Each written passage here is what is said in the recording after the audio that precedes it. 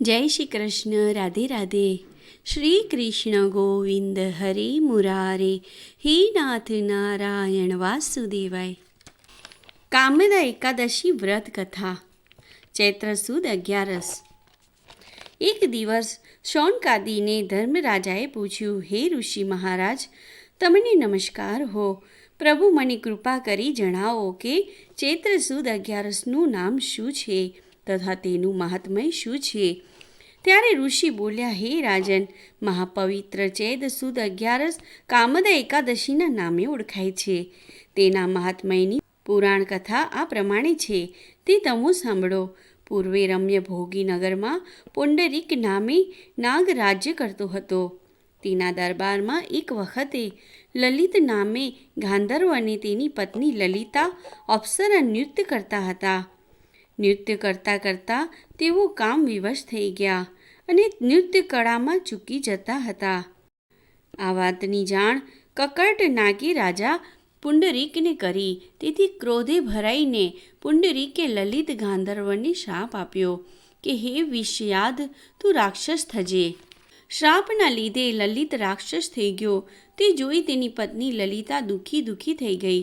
પતિનું ભયાનક રૂપ જોતા તે ગભરાવા લાગી. તે તેની પાછળ ભટકવા લાગી.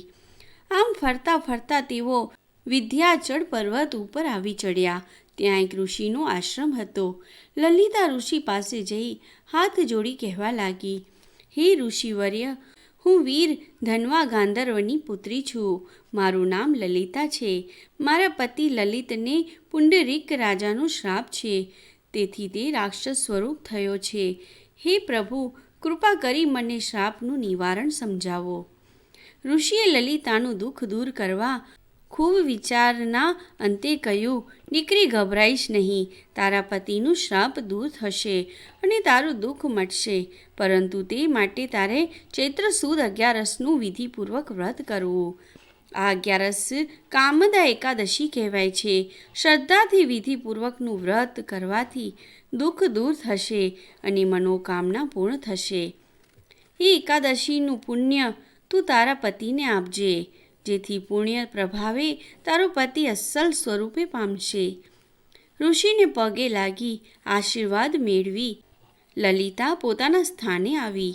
ચૈત્ર સુદ 11 આવતા તેણે કામદા એકાદશીનું વિધિપૂર્વક વ્રત કર્યું અને તેનું પુણ્ય પોતાના પતિ લલિતને અર્પણ કર્યું. તેથી લલિત પૂર્વ સ્વરૂપને પામ્યો. લલિતા ખુશ થઈ.